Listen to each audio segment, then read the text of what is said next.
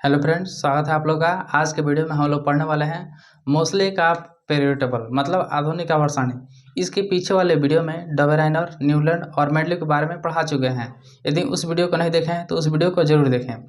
अब यहाँ पर आधुनिक आवर्त सारणी में इसको हम विस्तार से पढ़ेंगे और यहाँ पर पूरा ट्रिक के साथ पढ़ेंगे। जो जो क्वेश्चन पूछता है वो उसको देखेंगे हम और उसको याद भी करवाएंगे। इसलिए यहाँ पर इस वीडियो को शुरू से लेकर लास्ट तक देखें। इस वीडियो को यदि आप लोग शुरू से लेकर लास्ट तक देख लेते हैं तो दूसरा वीडियो आवश्यकता नहीं पड़ेगा देखने के लिए, इसलिए इसको ध्यान से देखिए। अब यहाँ पर आधुनिक आवर्त सारणी जो है इनका है हेनरी मोस्ले का है। हेनरी मोस्ले का है। इन्होंने अपने तत्वों को 1913 ईस्वी में सजाया था, जिससे आधुनिक आवर्त सारणी का निर्माण हुआ। और यह जो तत्वों को सजाए थे बढ़ते हुए परमाणु संख्या के आधार पर सजाए थे। लेकिन यहाँ पर डबराइनर, न्यूलैंड और मेंडलीव ये तीनों का क्या था? डबराइनर, न्यूलैंड और मेंडलीव ये तीनों परमाणु संख्या के आधार पर नहीं, परमाणु द्रव्यमान के आधार पर सजाया था। लेकिन यहाँ पर आधुनिक आवर्त सारणी मतलब यहाँ पर हेनरी मोस्ले जो है यहाँ पर परमाणु संख्या के आधार पर तत्वों को सजाए थे। इसके पहले यहाँ पर जो मेंडलीव था, मेंडलीव इसके समय यहाँ पर देख लेते हैं आवर्त की संख्या कितनी थी? 7 थी। और वर्ग की संख्या कितनी थी? 9 थी। और यह परमाणु द्रव्यमान के आधार पर तत्वों को सजाया था, मतलब बढ़ते हुए परमाणु द्रव्यमान के आधार पर तत्वों को सजाए थे। कौन? मेंडलीव। अब यहाँ देखिए आधुनिक आवर्त सारणी जो हम अभी पढ़ते हैं उसमें 4 को ब्लॉक हैं, S, P, D, F, मतलब 4 ब्लॉक में बटा हुआ है। कौन? आधुनिक आवर्त सारणी मतलब मोस्ले का पीरियड टेबल। अब यहाँ देखिए यहाँ पर इसमें कितना आवर्त की संख्या कितना है? 7 है। और वर्ग की संख्या कितना है? 18 है। किनका है? हेनरी मोस्ले का। अब यहाँ पर मान लेते हैं यहाँ पर S, P, D और F हेनरी मोस्ले के 4 बेटियां हैं। क्या है? 4 गो बेटी हैं। S, P, D, F। S मतलब बहुत स्मार्ट है, P मतलब बहुत प्यारी है, D मतलब बहुत उगली है और F पूरा तरह से फॉरवर्ड है। क्या है? पूरा तरह से फॉरवर्ड है। यह इतना फॉरवर्ड है कि इसके बारे में क्वेश्चन पूछा ही नहीं जाता है, इसलिए इसके बारे में हम लोग नहीं पढ़ेंगे। D मतलब दोगली, ऐसे याद रखिएगा। दोगली है नहीं, यहाँ पर D मतलब दोगली। अब यहाँ पर इसमें से क्वेश्चन बहुत कम पूछता है, इसलिए इसको थोड़ा सा कम ही पढ़ेंगे। P मतलब बहुत प्यारी है, इसलिए इसके बारे में हम लोग पूरा विस्तार से पढ़ेंगे। और S बहुत स्मार्ट है, इसमें से भी क्वेश्चन पूरा भर भर के पूछता है, इसलिए ये दोनों के बारे में पूरा विस्तार से पढ़ेंगे। इसको थोड़ा सा कम पढ़ेंगे क्योंकि यहाँ पर दोगली है और इसमें से थोड़ा सा कम क्वेश्चन पूछता है। अब यहाँ देखिए S जो बेटी है इसका मतलब बहुत स्मार्ट है।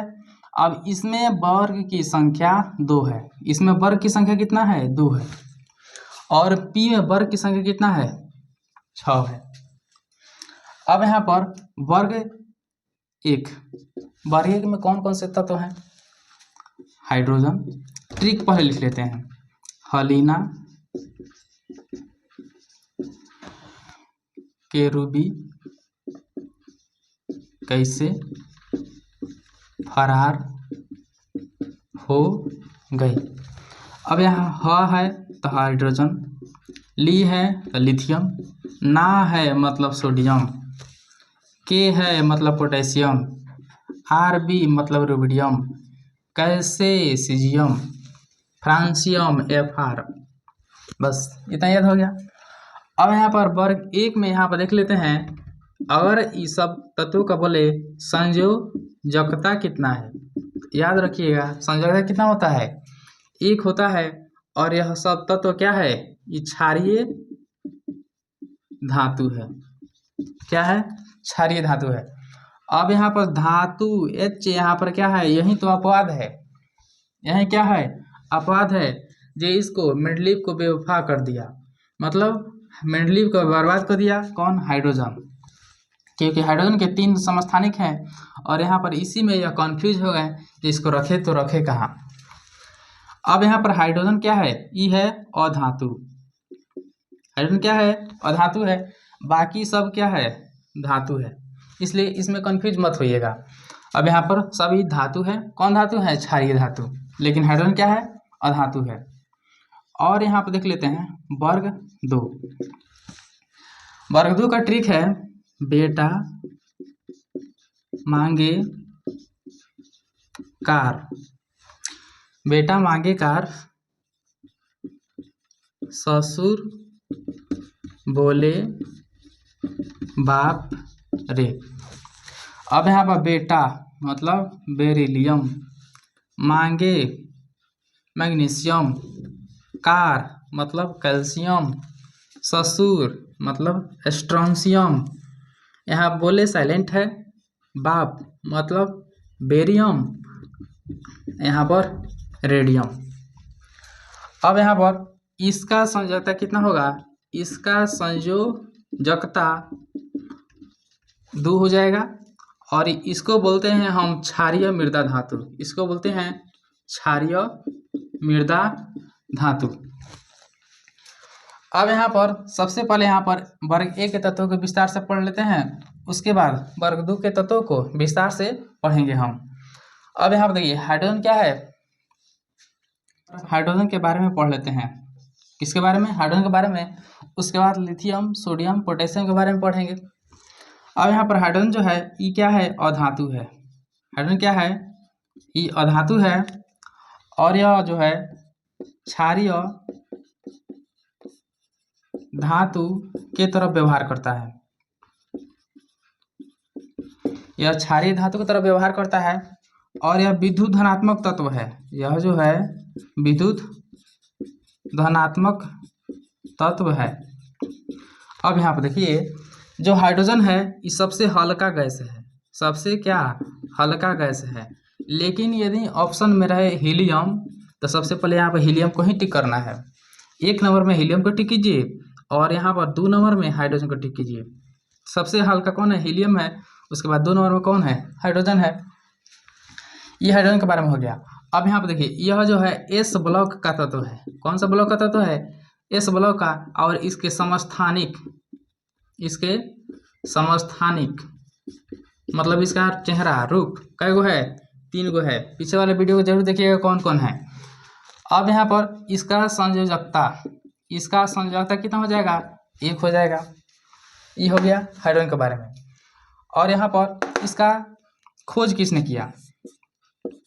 इसका खोज किया हेनरी कैवेंडिश। हेनरी कैवेंडिश नामक वैज्ञानिक ने। और इसका नाम पता नहीं था इनको तो यहाँ पर नाम कौन दिए? लेबोजियर। लेबोजियर नाम दिए। हाइड्रोजन के बारे में इतना हो गया। अब यहाँ पर लिथियम, सोडियम, पोटेशियम के बारे में हम लोग पढ़ेंगे। तो सबसे पहले यहाँ पर इसको मिटा देते हैं। अब यहाँ पर लिथियम, सोडियम, पोटेशियम के बारे में देख लेते हैं।